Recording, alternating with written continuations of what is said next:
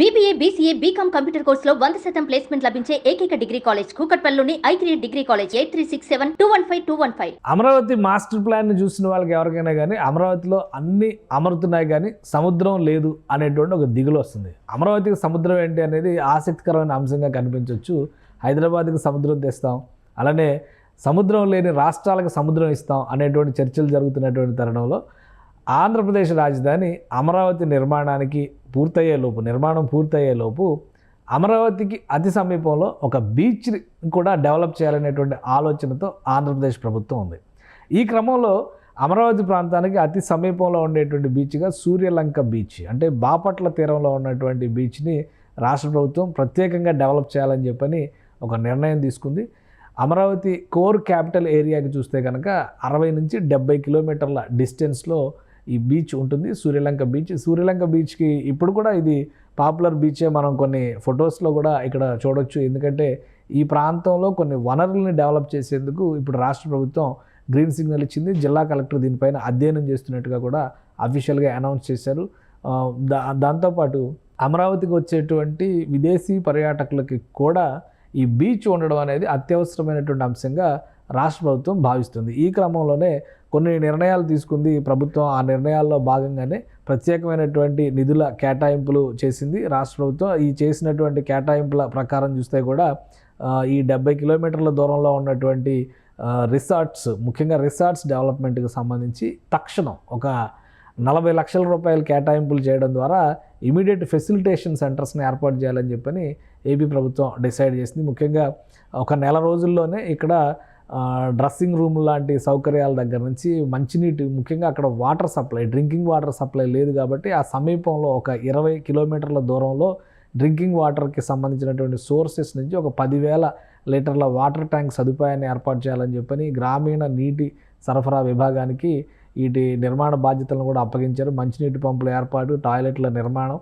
అలానే నెల రోజుల్లో ఇవి రెడీ అవ్వాలి. డ్రెస్సింగ్ రూమ్స్కి సంబంధించి సూర్యలంక బీచ్కి 1-2 కిలోమీటర్ల దూరం, 2-3 కిలోమీటర్ల దూరంలో మంచినీళ్లు పడేటువంటి భూగర్భ ప్రాంతాలకు సంబంధించి భూగర్భ జల వనరులు లభించేటువంటి ప్రాంతాలను కూడా గుర్తించి ఈ గ్రామీణ నీటి సరఫరా విభాగం ప్రత్యేకంగా పైప్ లైన్ల ద్వారా బీచ్ తీరానికి వాటర్ సప్లై చేసే విధంగా జాగ్రత్తలు తీసుకుంటుంది. అలానే బీచ్లో ఒక ఓవర్ హెడ్ ట్యాంక్ నిర్మాణం జరగబోతుంది.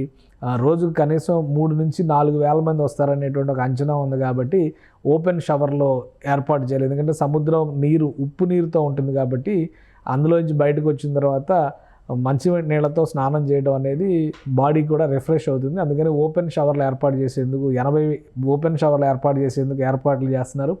షవర్ల కింద స్నానం చేయడానికి ఇష్టపడ్డ వాళ్ళ కోసం క్లోజ్డ్ బాత్రూమ్లు కూడా ఒక 20 వరకు నిర్మించాలని చెప్పి నిర్ణయించారు. డ్రెస్ చేంజింగ్ కోసం ఒక 30 రూములు నిర్మించబోతున్నారు.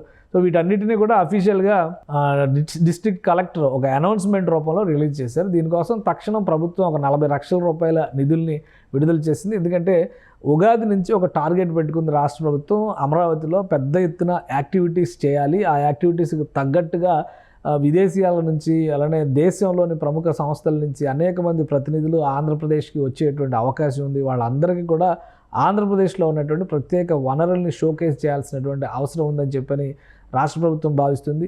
అలానే టూరిజంకి సంబంధించినటువంటి అనేక పనుల్ని రాష్ట్ర ప్రభుత్వం ఇప్పటికే టూరిజం విభాగాన్ని ఒక ఇండస్ట్రీ కింద గుర్తించి రాయితీలు ఇవ్వడం ద్వారా వాళ్ళని ప్రోత్సహించే ప్రయత్నం చేస్తుంది. అందుకనే అట్రాక్టివ్గా ఉండేటువంటి డెస్టినేషన్స్ పైన ప్రత్యేకమైన ఫోకస్ పెట్టింది. ఈ క్రమంలో సూర్యలంక బీచ్ దశ మారబోతుంది. రాబోయే రోజుల్లో విశాఖపట్నం బీచ్ ఎంత పాపులర్ అయిందో అమరావతికి సమీపంలో ఉన్నటువంటి సూర్యలంక బీచ్ని కూడా ఆ స్థాయిలో పాపులర్ చేయాలి. అక్కడ వనరుల్ని, వసతుల్ని కూడా ఆ స్థాయిలో కల్పించాలని రాష్ట్ర ప్రభుత్వం భావిస్తోంది. సో ప్రాథమికంగా తొలి అడుగుగా తక్షణం చేయాల్సినటువంటి ఏర్పాట్లు, తక్షణం సమకూర్చాల్సినటువంటి వసతులు, వీటికి సంబంధించినటువంటి ప్రణాళికని జిల్లా యంత్రాంగానికి ఇచ్చింది. ఈ బాధ్యతలను సక్రమంగా నిర్వర్తించేందుకు ప్రణాళికని రెడీ చేసుకున్నట్టుగా జిల్లా కలెక్టర్ కూడా ప్రకటించారు. సో అమరావతికి ఒక సముద్రం, సమీపంలో ఉన్నటువంటి సముద్రం అమరావతికి కనిపిస్తుందని చెప్పి మనం డిసైడ్ అవ్వచ్చు. ఇంకోవైపు నుంచి చూస్తే కనుక హైదరాబాద్ నుంచి వెళ్ళేటువంటి వారికి కూడా సూర్యలంక బీచ్ని చేరువ చేసేటువంటి ప్రయత్నాలు జరుగుతుంది. ఎందుకంటే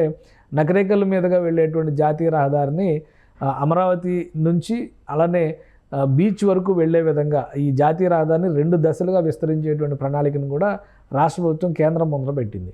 సో ఇవన్నీ కలిసి వస్తే అమరావతి సమీపంలో ఉండేటువంటి ముఖ్యమైన బీచ్గా సూర్యలంక బీచ్ మరింత పాపులర్ అయ్యే అవకాశాలు కనిపిస్తున్నాయి. సుమన్ టీవీలో మీ పర్సనల్ అండ్ బిజినెస్ ప్రమోషన్స్ కోసం కింది నెంబర్కి కాంటాక్ట్ చేయండి.